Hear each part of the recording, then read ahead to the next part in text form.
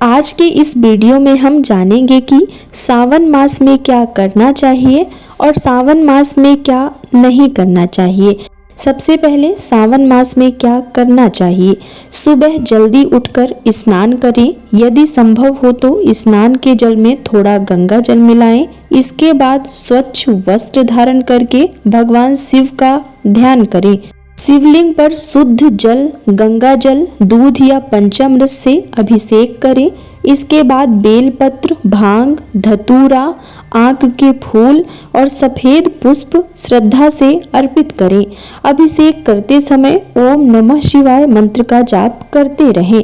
बेलपत्र ताजा, साफ और बिना कटा फटा होना चाहिए। प्रतिदिन कम से कम 108 बार ओम नमः शिवाय मंत्र का जाप अवश्य करें। यदि संभव हो तो महामृत्युंजय मंत्र और शिव चालीसा का भी पाठ करें।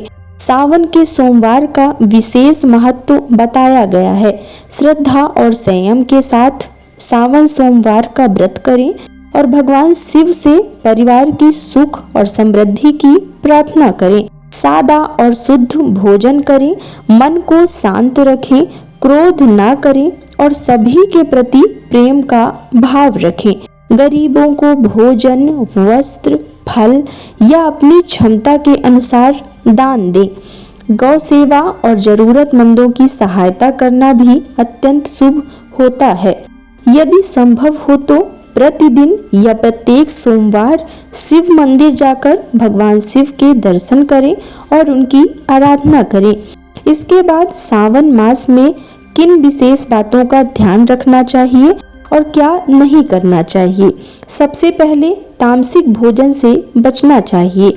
मांस, मछली, अंडा, शराब जैसे नशीले पदार्थों का सेवन नहीं करना चाहिए।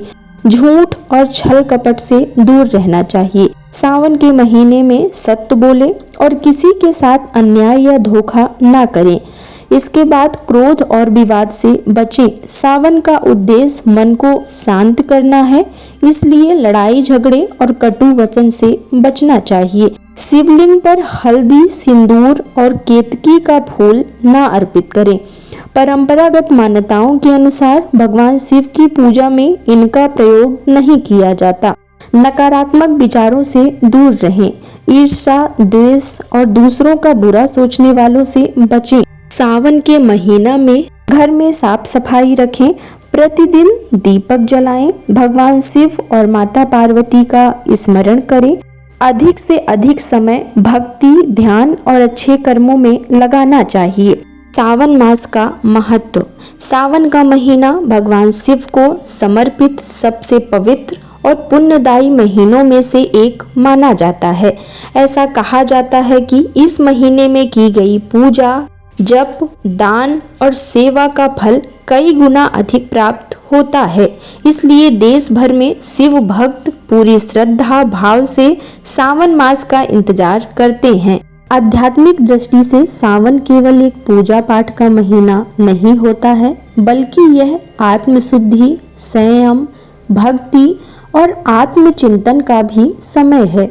इस महीने व्यक्ति अपने मन, वचन और कर्म को शुद्ध रखने का प्रयास करता है। क्रोध, अहंकार, ईर्ष्या और नकारात्मक विचारों को छोड़कर प्रेम, करुणा, क्षमा और सेवा की भावना अपनाने का संदेश दिया जाता है।